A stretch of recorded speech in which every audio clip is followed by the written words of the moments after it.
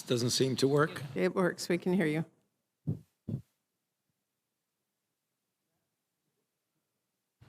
you go. Madam Chair, Ranking Member Burr, members of the committee, thank you for giving me the opportunity to discuss with you the role of the National Institute of Allergy and Infectious Diseases in the conduct and support of research addressing our nation's response to COVID-19. In previous hearings before this committee, I've discussed the critical role of NIAID in the development of COVID-19 vaccines, their testing and clinical trials, as well as the proof of their real-world effectiveness. Today, I would like to focus my remarks on studies aimed at optimizing the degree and durability of protection offered by these vaccines. In addition, I will mention our recent work in the development of effective therapies to prevent the progression of COVID-19 disease, and I'll close by briefly mentioning our involvement in preparedness for future pandemic threats.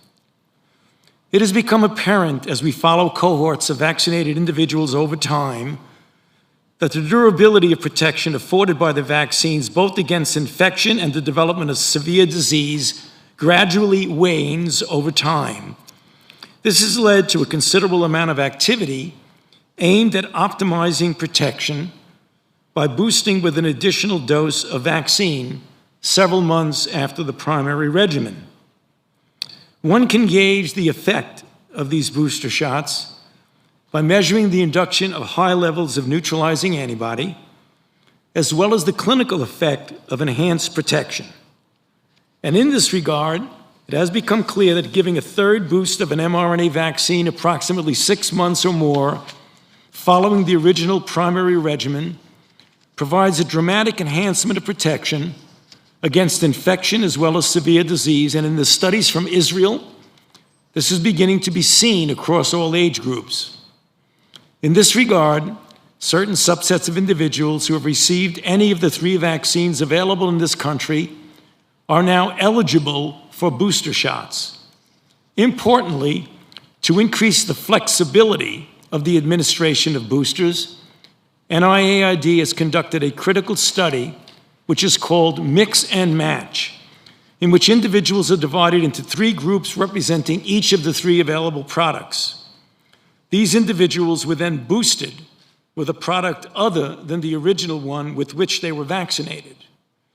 Data clearly indicated that boosting with a different product than the original was both safe and indeed induced a robust immune response.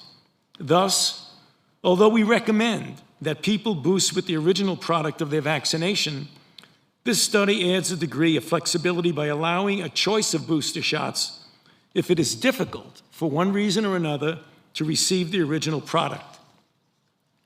Let me now move on to a brief discussion of the NIAID research approach to therapeutics, particularly in the context of treating an individual early in the course of infection to prevent progression to severe disease.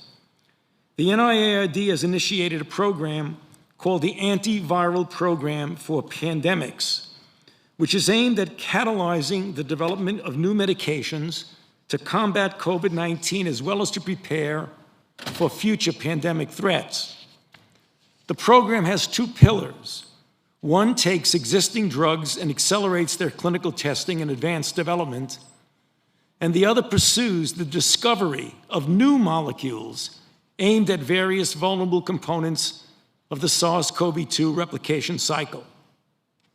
One compound in particular, molnupiravir, developed by Merck and Ridgeback companies, has shown considerable promise in a recently conducted clinical trial in which the drug was administered early in the course of infection, and it decreased hospitalization and death by 50% in the treated individuals compared to the placebo group.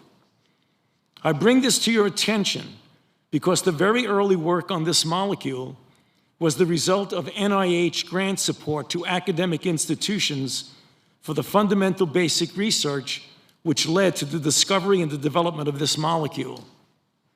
Finally, I would like to close by looking forward to how we might best enhance our preparedness for what will be the inevitable future pandemics. In this regard, The NIH has already initiated its plans for the rapid development and implementation of successful countermeasures against several prototype pathogen families of viruses that threaten the health and safety not only of our nation, but of the entire world. I look forward to describing these plans to you in more detail. Thank you for your attention, and I would be happy to answer your questions following the presentation.